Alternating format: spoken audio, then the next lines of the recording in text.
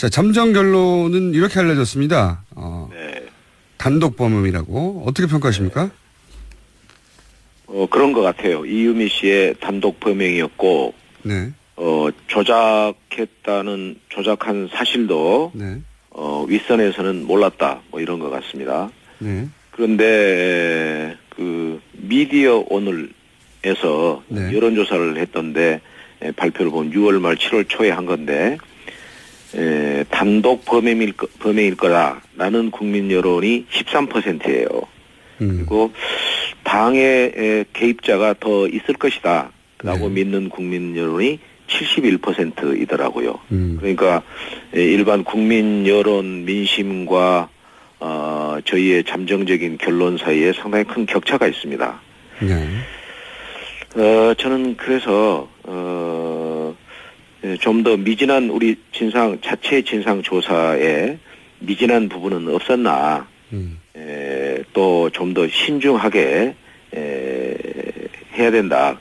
그래서 지금 이제 아마 금명간 입장 발표를 하는 걸로 알려져 있는데, 저도 지금 오늘 조금 뒤 10시에 우리 긴급 의원총회가 있습니다. 네. 가서도 이런 얘기를 하려고 그러는데요. 어떤 일이 있을 때 자칫하면은 2번 죽는 수가 있다. 네. 이미 이유미 씨에서 이 조작이 이루어진 것, 대선 과정에서 그걸 저희가 이제 공표를 하고 그걸로 해서 공세를 취했던 것, 이걸로 이 사실이 밝혀지면서 우리가 이미 사죄를 했지만, 한번 뭐 표현이 그렇지만 이제 죽는 일을 했다면 그 뒤에 대처랄까 수습이랄까 여기에서 잘못하게 되면 국민 여론 민심의 의심을 증폭시킨다든가 이런 일이 있게 되면 한 번 더 상처를 입는 일이 있을 수 있다. 국민 여론이 이러이러함으로 조금 자성하고 자중자애하는 의미에서라도 성급해 보이는 자체 결론의 시도 하지 않았으면 좋겠어요. 그래서 서둘러야 할 이유가 없다. 공연한 오해와 불신 가중시키지 말자. 뭐 이런 얘기 해보려고 합니다. 그러니까 조사단의 자체 조사는 이루어졌지만 이 결과 발표는 검찰 수사 이후로 연기하거나 혹은 자체적 조사로 그냥 끝내자 이런 말씀이십니까? 저는 서둘러야 할 이유가 없는 것 같아요. 왜냐하면 만약에 검찰 조사가 우리의 자체 조사 결과와 일치한다면 다행이지만 만약 그렇지 못하다면 그때 또 저희가 감당해야 할 후폭풍이랄까 역풍이 거셀 거란 말이에요. 그게 이제 번연히 예상되고 있고 지금 일반 국민들은 아까 말씀한 것처럼 70%의 국민들이 우리 이거에 대해서 신뢰하지 않고 있단 말이에요. 그렇기 때문에 단순히 그냥 미룬다기보다도 좀 더 철저하게 진상조사라는 게 이렇잖아요. 서로가 다 아는 처지에서 뭐 전화로 뭐 조사한달까 문의하고 또 만나서 물어보고 하지만 거기에 강제력 있는 수사권이 없는 상태에서 깊이 있는 제대로 된 진실을 파헤칠 수 있겠나 그런 한계가 있기 때문에 좀 더 신중하게 가야 된다. 저는 그렇게 봅니다. 알겠습니다. 안철수 전 대표는 이제 보도로는 이렇게 알려졌습니다. 본인은 이런 정국, 네거티브 정국을 답답해하고 그리고 이런 녹취록이 나온 것에 대해서도 도움이 안 된다. 이런 토로까지 한 걸로 이제 보도가 됐는데요. 그렇다는 얘기는 사실은, 이런 그 녹취록을 들고 하는 기자회견이나 이런 걸 사실상 반대 의견을 표했다. 이렇게 보여지는데. 박지원 대표도 당시에는 기자회견 전에는 알지를 못했다고 하고. 그러면 이제 공명선거 지원단 단위에서, 안철수 전 대표는 이게 도움이 되겠냐 답답해하고 박지원 대표는 알지 못했는데 공명선거 지원당의 단장 초선 의원이 이용주 의원이 단독으로 이걸 밀고 나갔다. 이렇게 보기에는 좀 그러니까 녹취가 가짜였다는 건 몰랐다고 하더라도 적어도 이 건으로 기자회견을 한다는 것은 누군가 알고 지도부가 누군가 오케이를 했었어야 이게 했었을 것 같거든요. 그렇지 않습니까? 네. 그 대목이 좀 이해가 안 가는데. 글쎄 저도 좀 아쉬운 대목이에요. 그래서 아마 이제 아까 말씀한 것처럼 국민 여론도 조금 이제 이해를 하지 못하고 있는 것 같고요. 누군가는 하라고 했을 거 아닙니까? 누군가는 그죠? 뭐 그렇죠. 결재가 있었을 거 아니에요. 예. 이 중요한 문제를 그냥 이준서 전 최고위원의 개인적인 판단. 결재와 판단 결정으로 예. 또 몇 사람이 할 수 있는 문제는 저는 아니라고 봅니다. 그러나 이제 진실은 또 알 수가 없잖아요. 실제로 또 그랬을는지 안 했는지는. 그래서 이제 아까 말씀처럼 저희의 자체 입장과 국민 여론 사이에 이제 괴리랄까 격차가 있는 거, 이게 저희의 이제 고심이고, 여기에서 저는 안철수 전 대표이건 박지원 전 대표이건 무언가 그래도 이렇게 전혀 무반응으로 일관하는 것이 옳은 것인지, 네.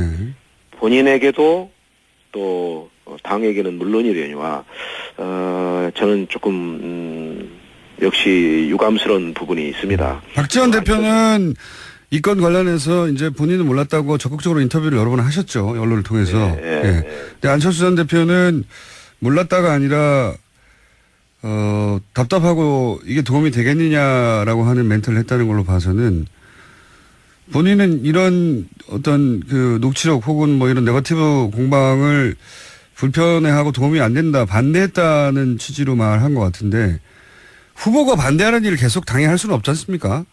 뭐 그런 걸 떠나서 예. 어쨌든 간에 이 일이 이제 일파만파로 이미 커져 있잖아요. 예. 국민적인 공분, 분노가 폭발하고 있는 시점이기 때문에 저는 지금이라도 예. 아주 뭐 짧은 정도의 입장 표명, 예컨대 뭐 죄송합니다. 이유 여하를 떠나서 책임감을 느낍니다.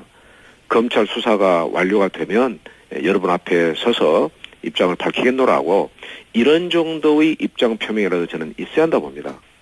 당의 중요 소속원으로서 당의 이처럼 가중된 위기 현실에서 뭐 초연해 있지는 않겠지만 적어도 무반응으로 있는 모습은 아까도 말씀했지만 당은 물론이려니와 본인에게도 결코 이롭지 못할 거라고 저는 생각합니다.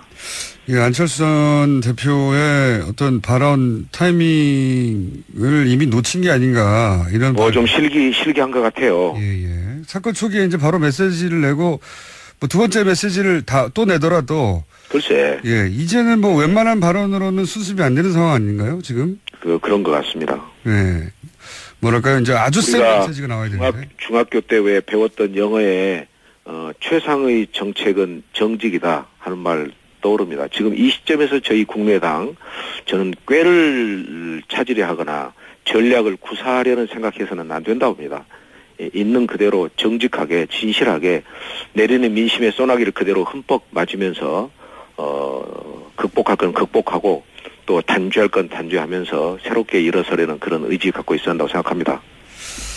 안철수 전 대표가 이제 내놓을 수 있는 메시지가 예를 들면 뭐 국민의 부름을 받을 때까지 저는 뭐 정계를 떠난다 뭐 이런 수준인가요? 아니면 정반대로 뭐 재창당, 대혁신 이렇게 공세적으로 나가서거나 이렇게 양극단의 메시지밖에 내놓을 수 있는 게 없는 것 같아요. 단순한 사과라면 뭐 그거 하느라고 이렇게까지 오래 끌었냐고 또 비판을 받을 테니까 그리고 극단적 메시지밖에 남지 않지 않았을까요? 글쎄, 그건 잘 모르겠습니다. 제가 또 얘기할 그건 이제 안철수 전 대표 개인의 몫이기 때문에.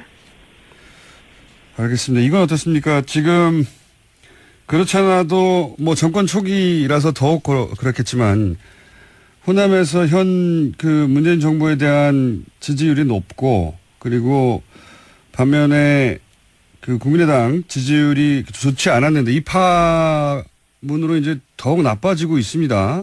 네. 최근까지 여론조사 상으로는. 네네. 일단 호남 민심, 직접 접하는 호남 민심은 어떻습니까? 말씀하신 대로 사납죠. 어떻게 이 상황에서 여론이 좋을 수가 있겠습니까? 호남 민심만이겠습니까? 지금 여론조사에, 객관적인 여론조사에, 전국 여론조사에서 저희 정당 지지율이 5%로, 4개 원내 교섭단체 가운데서 최하위고, 또 비교섭단체인 정의당한테도 밀리는 그런 상태이기 때문에, 전국적 여론, 호남 민심 포함해서 아주 좋지 않습니다. 그런데 말이죠. 이 국민의당이 최근에 물론 야당이니까 야당으로서 할 일이 있어서 그런 점도 있지만 예를 들어서 한미 정상회담 관련해서는 적당한 칭찬을 해줄 수도 있는 타이밍인데 문재인 정부는 자화자찬하지 말라고 이렇게 지나치게 냉정한 평가를 한단 말이죠. 이게 이제 전략적인 선택인 것 같기도 한데. 그게 말이에요. 네.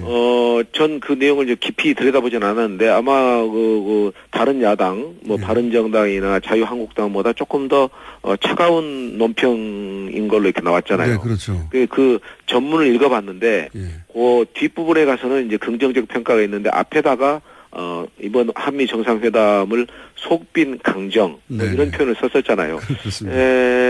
조금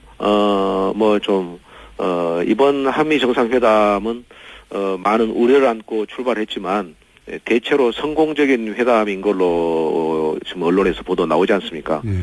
그런 점에서 그건 일부 언론에서 저희 그 대변인이었나 당 관계자의 그 논평의 전체를 그대로 하지 않고 일부만을 따오면서 조금 저희가 그런 데서 오해를 받고 있는 것 같습니다.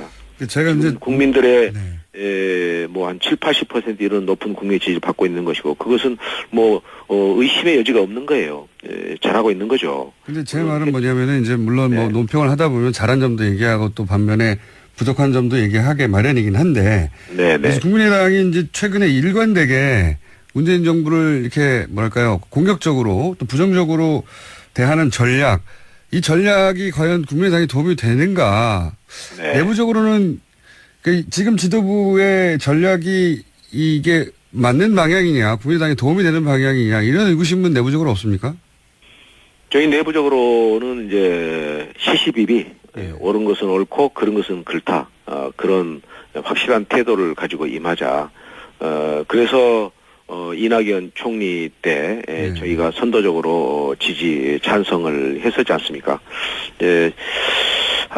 지금 이제 그 정치권의 문제인데 여야의 문제에 있어서 결국에 연대와 협치의 방식과 이 수위의 문제인데 이제 아마 일반 국민 여러분들께서 보실 때는 왜냐하면 70-80% 국민들이 지지를 하고 있기 때문에 거의 그냥 좀 모든 걸 좀 협조해주면 좋을 텐데 하는 게 있을 겁니다. 그렇지만 또 구체적인 사안으로 들어가면 최근에 이제 김상곤 교육부 총리, 그다음에 조대혁 노동부 장관, 송영무 국방부 장관 인사청문회 다 보셨지 않습니까? 이런 결함과 문제점이 있는 사람들이 그대로 중요한 공직에 취임했을 경우에 괜찮은 것이냐, 우리 사회의 도덕적인 어떤 수준과 도덕적인 엄격성을 유지한다는 관점에서는 어떠하냐, 이런 논의는 남습니다. 그래서 어떤 그 여당의 관계자 한 분은 저한테 이런 얘기를 하더라고요. 좀 아쉬움이 남다. 자기도 세 사람 중에서 두 사람은 좀 이제 아웃을 임명을 강행하지 말고 한 명만 임명을 하면서 사전에 야당과 대화를 했으면 좋겠는데 지금 아마 청와대의 의지는 그게 아닐 것 같다. 그래서 자기도 좀 답답하다. 이런 속내를 전하는 것을 들었습니다.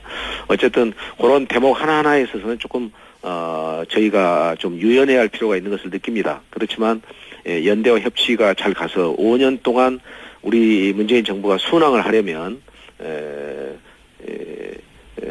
대통령과 청와대에서도 조금 어떤 데에서는 야당의 의견도 경청하고 처음에 대통령 당선되었을 때 야당 당사도 방문하셨잖아요. 그런 그 정신과 기조가 계속해서 유지가 되어야 됩니다. 그런 것을 저희는 또 그럴 필요를 느끼고 있고 그런 방향으로 잘 가야 할 것 같습니다. 개별 사안의 구체적 문제에 대해서 야당이 지적하는 건 너무 당연한데요. 이제 제가 여쭙고 싶었던 것은 전체적으로 국민의당이 지금 거의 대부분의 사안에 반대한다는 이미지, 그런 전략처럼 보여서 그것이 당 내부적으로 이렇게만 가서는 안 된다는 분위기가 있느냐 제가 여쭤보는 건데. 네네. 저도 개인적으로 자유한국당 또 바른정당과는 조금 다른 입장을 가지고 국민의당이 잘 가야 된다. 객관성 높은 좋은 심판관, 엄파의 역할을 잘 수행해야 된다. 그런 생각을 가지고 있습니다. 알겠습니다. 그 이야기는 다음 기회에 다른 주제를 한번 모시기로 하고요. 마지막 질문 한 가지만 더 드리자면 탈당 이야기도 많이 나오는데요. 네, 국회의원 단위에서는 쉽게 움직일 수 없겠지만 네. 지방선거가 있기 때문에 지방의원 그 지역의원들은 그렇죠? 네. 지방의원 혹은 지자체를 선거를 준비하시는 분들은 좀 동요가 실제로 있죠. 있죠. 지금 지금 분위기가 그렇게 썩 좋질 않습니다. 그러나 이제 제 개인적으로는 이제 그런 일은 전혀 없을 거고요. 이제 주민들 만나 뵈면은 제 개인에 대해서도 지금 떠나는 게 좋겠다는 주민들 상당히 있으십니다. 그러나 또 이제 다수의 당원들과 지지자들은 그렇게 가볍게 아직 처신하지 말고 이 일을 잘 마무리해라. 그리고 새 출발해야 된다. 그래야 당도 당신도 살아남아야 한다. 이런 말씀들도 하십니다.